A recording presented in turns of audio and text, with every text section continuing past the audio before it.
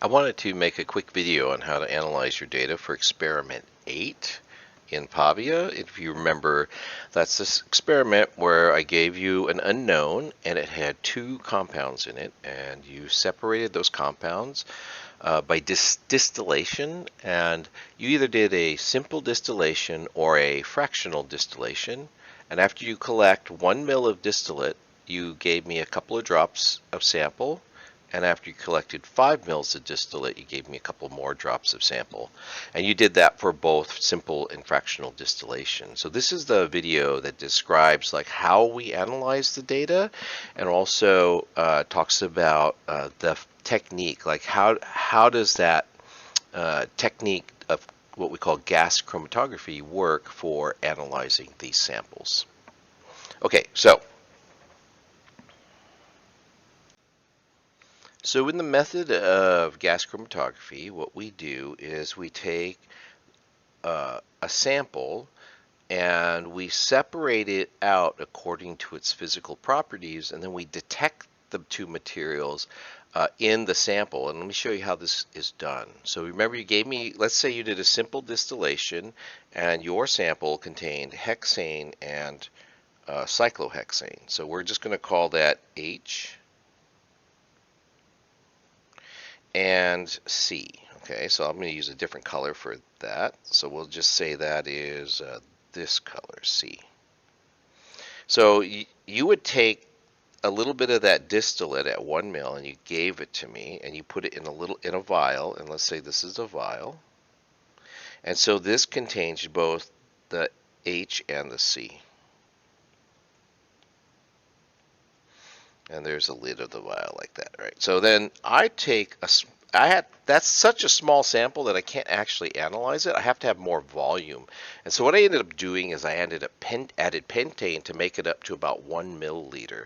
So a couple of drops of your sample and about 1 ml pentane. So I take a small amount of that material actually and stick it in a tiny oven. So I take this out and I stick it in a little oven. If you want to see how this all works, I can show you. And this oven is at 250 degrees Celsius. And so what ends up happening is it creates a little gas cloud, and that little gas cloud contains both your cyclohexane and your hexane. Now, from that little gas cloud, I take a little bit of that gas cloud, so it's not even the whole bit of that, and I put it onto a column. So let me explain what a column is real quickly. It looks something like this. In principle, it has this kind of structure, I should say. It's a very long, narrow tube, so hollow on the inside, and slanted, but I'm going to use the colors now to represent my two materials. So I have a little bit of hexane, and I have a little bit of cyclohexane, and it's a little gas cloud, right? And then what I do is at the same time I put it on there, I'm actually passing hydrogen gas through that tiny tube. That tube, by the way, internal diameter is only about 1/10 of a millimeter, so it's really small. And so the gas, when I'm pushing it through there, those things are actually moving very quickly down that tube. This is known as the carrier gas. And the carrier gas carries the sample from one end of the column to the other end, where I have what's known as a detector. And our detector is known as a flame ionization detector, and I'll explain to you what that is in a second.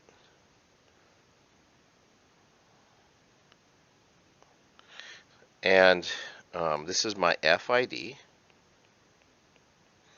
When the sample goes through the FID, it actually burns it up, and then it measures the ions that are produced while the hydrocarbons are being converted to carbon dioxide and water. Now, the more carbons that something has in it, the bigger the signal will be, and the fewer carbons something has in it, the smaller the signal will be, more or less. There's a few other mitigating factors in there, but for the most part, it just goes with the number of carbons. So we take this sample and we run it through the column, and they go through the FID, and we detect the samples going through the detector So let's really quickly look at what a graph looks like. Okay, and ignore all the peaks in the middle for now. This is the minutes. Oh, sheesh, not a high. Didn't mean to scribble it out. This is the minutes, right? And this is the picoamps of current that are measured when those hydrocarbons are ionized, and there's a little like detecting bead in there, and it measures the electric current through that. It actually measures the conductivity of the gas, and that's what we're measuring, the picoamps. Okay, so now let's look at what we have here on the graph. The carrier gas goes through the column very quickly. I think it only takes like a quarter of a minute, like 15 seconds. But then you see all these peaks on here. So why do we see a bunch of peaks? You notice like there's the solvent, there's pentane up here. That's this peak here. And this amplitude just indicates there's a lot of it in there. This is hexane, cyclohexane, heptane, toluene, ethylbenzene. And you'll notice that what's happened is they're coming out. They're being detected at different times. Remember, these are later times over on this end. These are earlier times over on this end. The higher boiling point materials are coming out of the column at later times. So let's explain what's going on here real quick. So we have this carrier gas, and it's pushing this little gas cloud through. Ideally, ignoring the pentane, we just have cyclohexane and hexane. Well, you notice that if you look at the boiling points of cyclohexane and hexane, cyclohexane has the higher boiling point. Over time, what happens is so let's imagine this is later in time. You have hexane coming out first. So it's a little cloud down here, and cyclohexane is trailing behind it like this. Okay. Here's the reason that happens. As it goes through the column, the material, the gases, the compounds, cyclohexane, hexane, stick to the column depending on their boiling points. Remember, things that are in the gas phase tend to want to, or things that have low boiling points tend to want to be in the gas phase more, and things with high boiling points want to be in the liquid or solid state more. So the interaction that the gas has with the column then depends on its boiling point. If it likes to be in the gas phase more, it will just travel with the carrier gas. And if it likes to be in the liquid phase more, it'll stay stuck to the column more. So that's why we get a separation according to boiling point. Okay, so that's one factor. These times are specific, give or take, a hundredth or 200th of a minute. So it's pretty precise, but give or take a fraction of a minute. These things will always come out about the same time from the column. Okay, so if I had cyclohexane and hexane, I could identify them by their retention times. So this value here and this value here are known as the retention times of cyclohexane and hexane. The larger the retention time, the longer it takes for it to come out. The shorter the retention time, the quicker it comes out. So ethylbenzene, you'll see it way over here on the right, it took 2.7 minutes for it to come out of the column because it doesn't come out very quickly because it's staying stuck to the column as we're pushing it through the column. It likes to be in the liquid phase because its boiling point is so high. So let's look at a student's data, right? This is one of this file is called mix. The student files are all done by 3 letters from their initials, like DYL. You can guess who that is. This is his 1 mil sample. And because there's not a letter here at the end of that, it means it's the simple distillation. The fractional distillations all have an F at the end to indicate that they're the fractional distillation samples. Now, you'll notice what he has in his sample, 0.88 minutes and 2.139 minutes, you can just look at the retention times and guess at which two samples he has, okay? Which two substances he has, compounds he has in his unknown. Okay, so let's go and look at what the important data is for you to do your analysis. So remember what we said is that the sample, um, each substance has a slightly different response to the instrument, right? Or the instrument has a slightly different response to each compound. It depends on the structure of the compound. Things with fewer carbons tend to give smaller signals, and things with larger that are larger compounds have more carbons in them, give larger signals. And so what we'll do is we'll go in and look at that. But the signal size is dependent on two things, okay? The signal size, like for example, ethylbenzene, it's going to be dependent on concentration,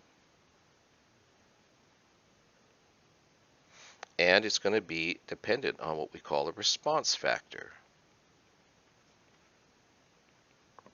So this first mixture chromatogram is really important because it does two things. It tells you which unknowns you had in your distillation, so now you can compare that to the boiling points that you got during your distillations. But the other thing that it does is it gives us our response factors. So the concentration of each of these hydrocarbons in the sample was the same, but you notice that the signals are all different.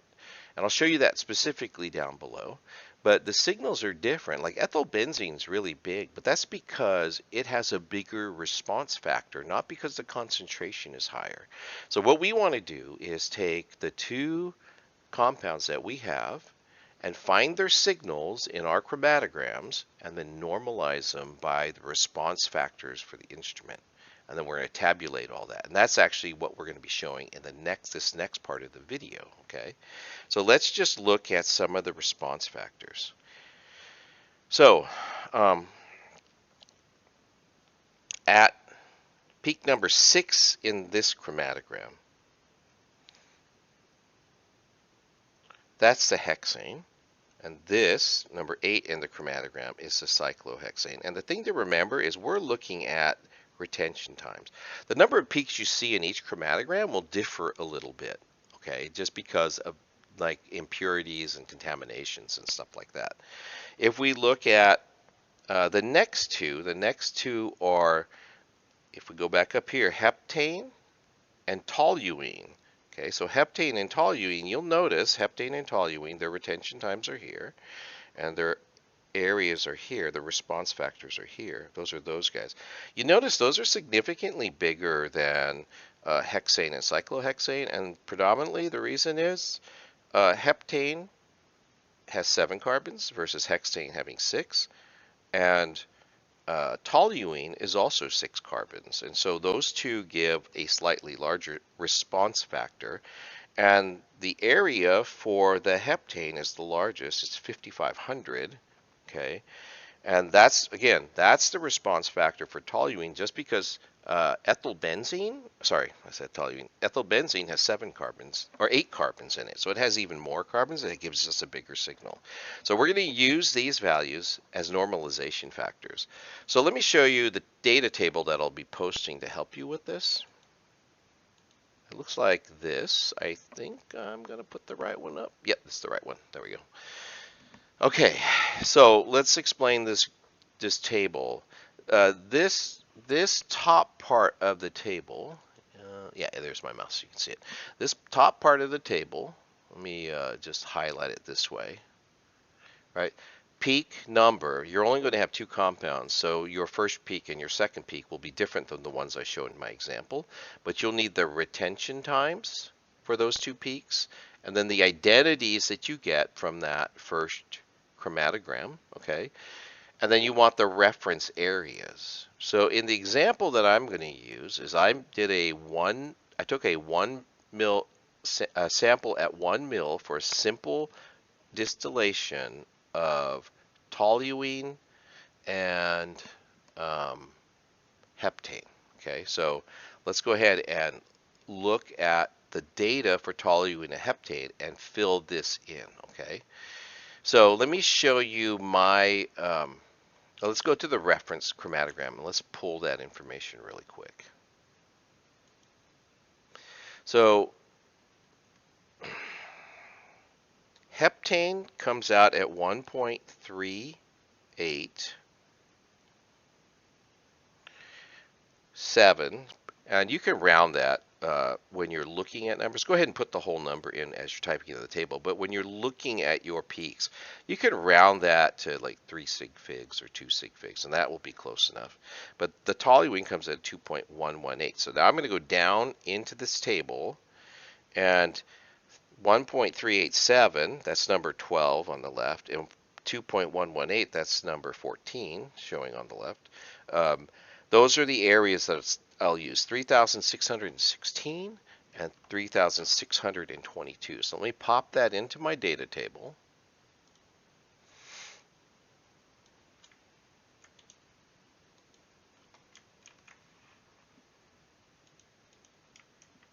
And I have all this typed up already, so I'm just copying and pasting it. But you would go through the process of typing each of those in, and I got my identifications for my retention times, and those are these are my reference areas. And you notice I did 4 sig figs.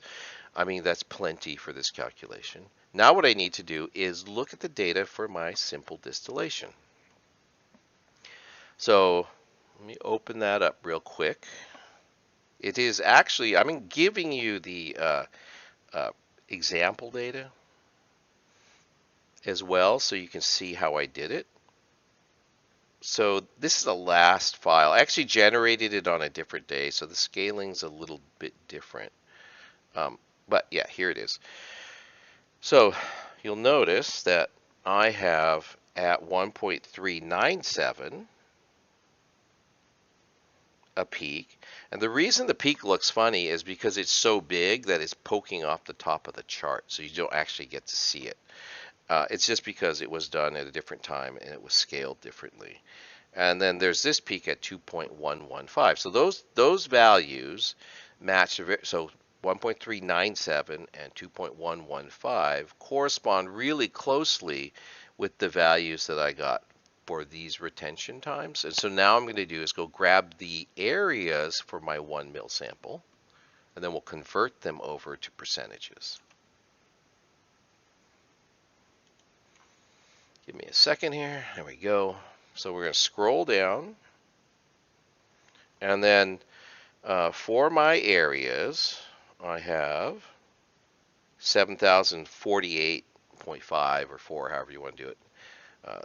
Like I said, 4 sig figs is plenty. And then 1,397.1 if you want.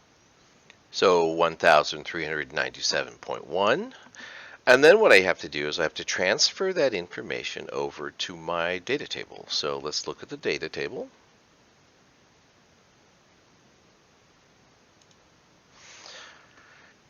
And then let me just put those in there. Those are the values that I have. And the next part will be taking that data and normalizing it to the response of the instrument, and then calculating the percentage of each compound in my sample.